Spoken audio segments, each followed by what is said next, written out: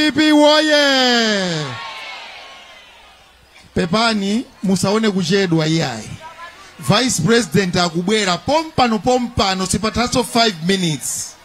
Izi zachitika chifukwa cha abampini ena akanatithimitsira magetsi. Munaona tinakhala chete kumangokhala kumatangokhala huku inali vuto la magetsi. Ulemu wa Vice President, komanso ulemu RG, Mai Nachuma, Mai Kunje, Legion yonse komanso pali mafumu pano, maulemu anu anzathu amipingo, maulemu anu mashado, maulemu anu mashado dzake amwene zachilovalira masuti kuchena chanchani. Tiyeni tajere nthawi yathu yatani. Thank you so much. Bwana VP, msonkhano usi wanga ndi wanu. Ine ndangokuperekezani wanga ubweranso tidzavina dansi pano. Yathu ndi amadansi basi. Kubwera kwanga pano ine ndi otumidwa kwa APM. Ndine Nyamata ongotumidwa. Nde APM uyo kapali pano ali pakanema wache. Akutionera tosefa akutionera. Nde aliyesa amene akudziwa kuti iyeyo adzamvotera Peter Mutharika Chalamwamba. Ndipo tikuti Chalamwamba uko sindikuchiona chala uko. Ambuye akudalitseni Peter Mutharika posachedwa pa 16 akulowa mboma, komanso tisanafike pa 16 akubwera kuno kusalima. Mundimvetu kamwe anga yeti achinyamata anzanga mukundimva. APM ndi bambo wathu timakhala naye limodzi, ndipo iyeyo akuwerengera za inu, ndipo kuno kusalima akubwera. Ndipo akamabwera kuno mwa zina zimene wandituma kuti ndikuuzeni, iye wakonzekera pa 16 kuti adzapanga za inu anyamata. Kulibeso kuimbana iye ingamene akutiimbira panomu. Anyamata akabaza ameti mapanga kapali pano watheratu. Kungo khala nongati basi doba so mwina nthawi zina amapeza boka nchere. Koma doba yonso na yeso zikumuvutanso.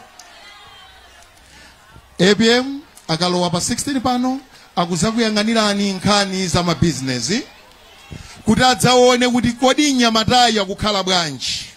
Komanso azakuyang'anireni nkhani ya technical college kuno kusalima kuno. Nde kunali koyambirira nkhani za technical college kuti kusalimaku uku.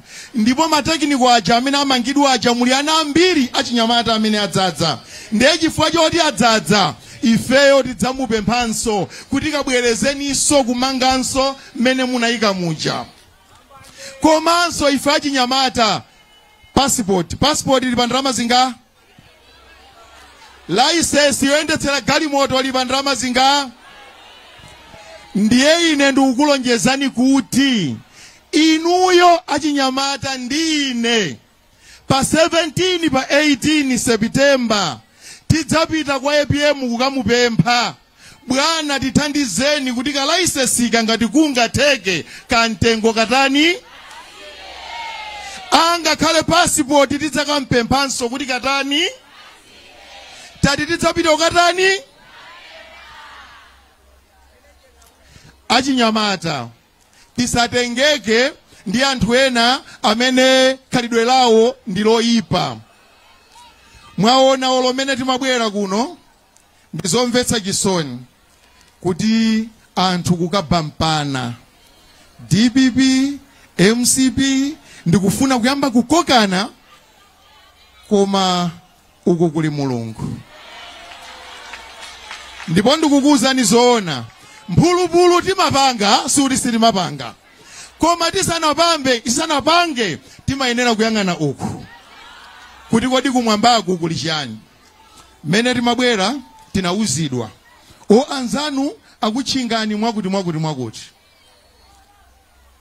Ine sindinaope, ndipo sindimaopa, ndipo sindidzaopa. Ndipo chimene ndinapanga ine ndinapereka report kwa bwana wanga amene ali Vice President. bwana akuti kutsogoloko kuliza kuti zakuti ndisana mpatse maganizo anga vice president wanduza kuti chisalezo chitsiri ndi madana nazo 10 zipita komweko ineyo ndinapepesa pepani bwana mundikhululukire sikuti ndinaopa iyayi koma ndimango kupatsani report inu mtunda uno mugenza kuti angakhale wamantha ine mumandidziwa bwino pala bwampini akakaka bwanda agulukunyinda ena ake amene amafuna kumashisha anzawo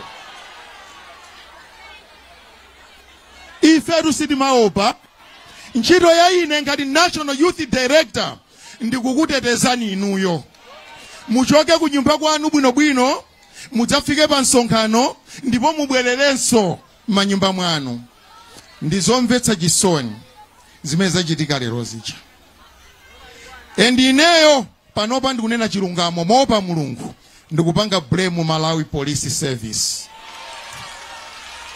ineyo ndikuyipanga blame chifukwa chake ndi ichi dzulo tidadziwa kuti tikubwera kuno timaona atayi msipiso ayikansonkhano wawo okay ineyo polemekeza malamulo ndatenga foni kumuimbira commissioner amene amayang'anira kunoko Mayi Manjolo ngati akukana anditengere ku court ndipo ndikayankhe ndauza kuti sizingatheke DPP MCP kukumana pansewu kapanga msonkhano mala modzi zinzosatheka ndipo yankho imene anandiyankha kuti ndikubwereranso kwa inu ndikuyankhani mpaka napano sindinayankhedwe kodi ndikanavulalitsa anthu dziko likanati chani tiyeni tithandizane apolisi mukamva chidandaulo thamangani fufuzani mudziwe kuti munthu akudandaula chiyani ife ntchito yathu ndikuteteza anthuwa tateteze anthuwa